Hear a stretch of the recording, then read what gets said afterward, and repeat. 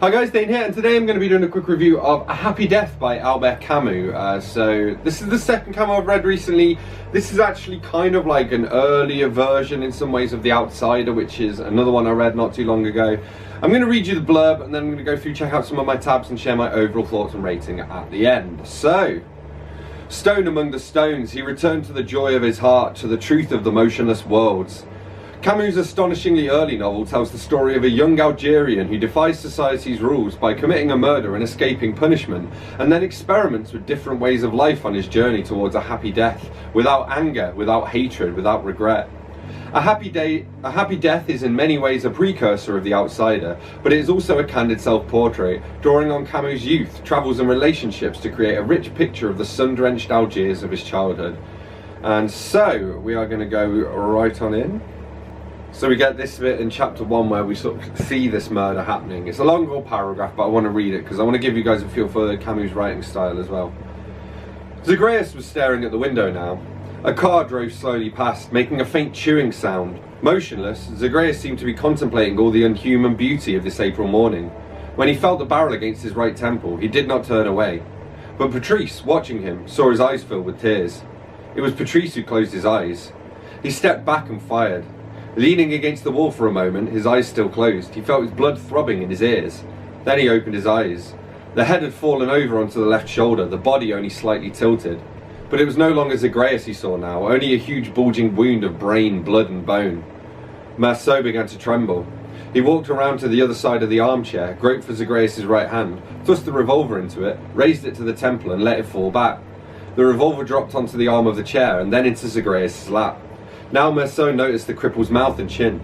He had the same serious and sad expression as when he was staring at the window. Just then a shrill horn sounded in front of the door. A second time. Marceau, still leaning over the armchair, did not move. The sound of tyres meant that the butcher had driven away.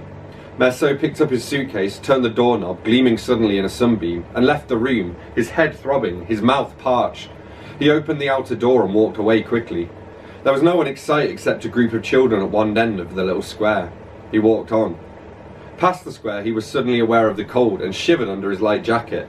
He sneezed twice, and the valley filled with shrill mocking echoes when the crystal sky carried higher and higher.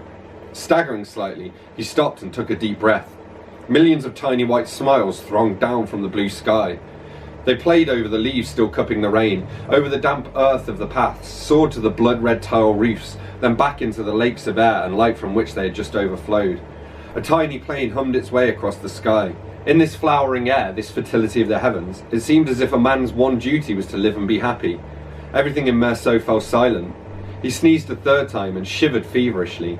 Then he hurried away without glancing around him, the suitcase creaking, his footsteps loud on the road. Once he was back in his room and had put the suitcase in a corner, he lay down on his bed and slept until the middle of the afternoon. And then I think this is an important bit as well that gives kind of some establishing motives for the character here. He slept in what used to be his mother's room. They had had this little 3-room flat a long time. Now that he was alone, Marceau let 2 rooms to a man he knew, a barrel maker who lived with his sister, and he kept the best room for himself. His mother had been 56 when she died. A beautiful woman she had enjoyed, and expected to enjoy, a life of diversion, a life of pleasure. At 40 she had been stricken by a terrible disease. She had had to give up her clothes, her cosmetics, and was reduced to hospital gowns, her face deformed by terrible swellings. Her swollen legs and her weakness kept her almost immobilized, and she would grope frantically around the colourless flat she could no longer take care of, for she was half blind as well. The diabetes she had neglected had been further aggravated by her careless life. Marceau had had to abandon his studies and take a job.